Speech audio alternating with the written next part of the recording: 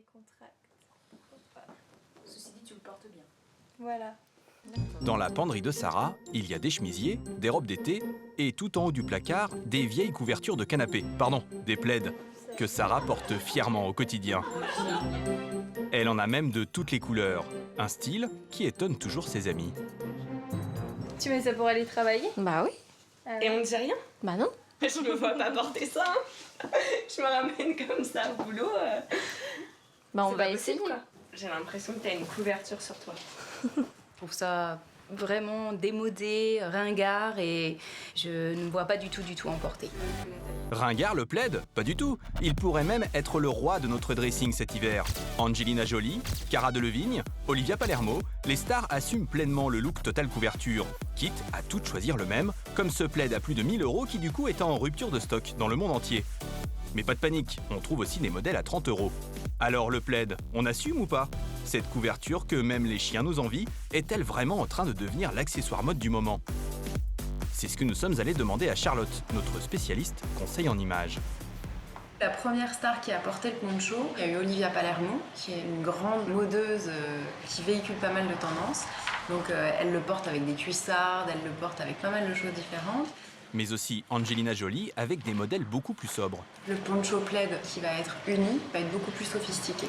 C'est la tendance du cocooning en fait, qu'on retrouve aussi bien dans le design, dans l'ameublement, que dans la mode.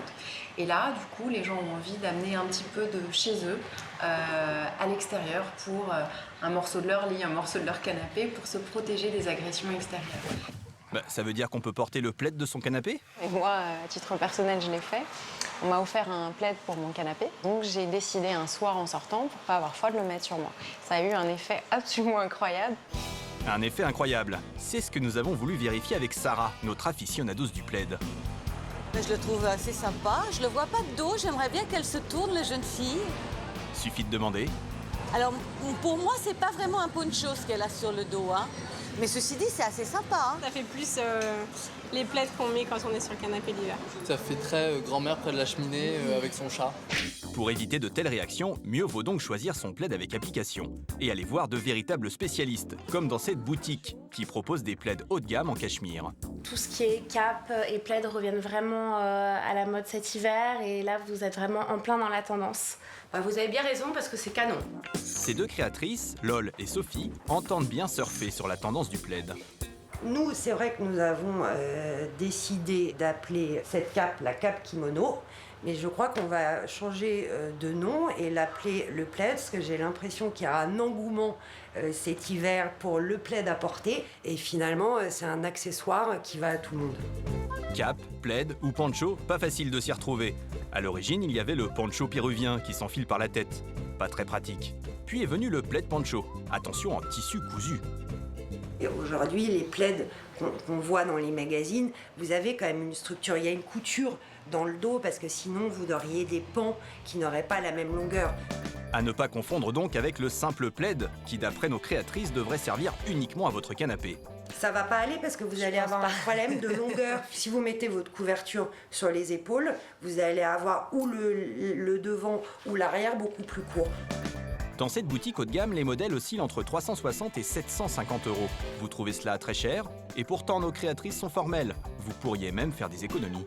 En fait, toutes les deux, on voyageait beaucoup et on cherchait l'accessoire qui soit pratique, chaud et en même temps élégant. Au lieu de mettre une chemise, un pull, une polaire, un coupe-vent dans la valise, aujourd'hui, il vous suffit juste d'y glisser le poncho. Résultat des courses, vous économisez même la valise. Les pro-plaids ont des arguments chocs, mais cela suffira-t-il à convaincre deux anti-plaids de la première heure? Souvenez-vous de Nathalie. Je ne me vois pas du tout en porter. Je trouve ça quand même un peu ringard en fait.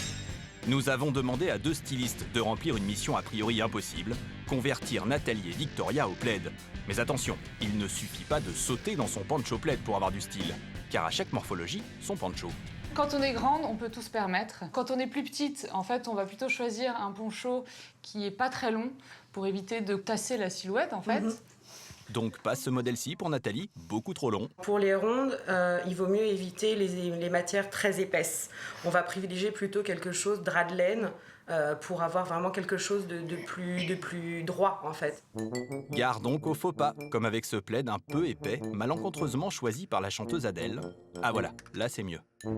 Mais ce n'est pas tout, il faut aussi bien choisir ses vêtements. Tout ce qui est à proscrire donc pour le port du poncho, c'est tout ce qui est très large, que ce soit pantalon ou pull très large, ça ne fait que rajouter en fait de la matière et on perd vraiment en élégance de ce côté-là. Aïe, mais alors pour éviter la catastrophe, qu'est-ce qu'il faut porter avec son plaid? Il vaut mieux privilégier des pièces qui sont près du corps en fait. On va plutôt privilégier tout ce qui est slim, leggings, même des petites jupes crayons aussi, ça peut être sympa, ça peut donner un style assez sympathique. Et on va accessoiriser en fait beaucoup les tenues. Des vêtements près du corps et de jolis accessoires assortis, le voilà donc le secret du plaid porté avec élégance. Alors les filles, prêtes pour ce relooking en rayon meuble?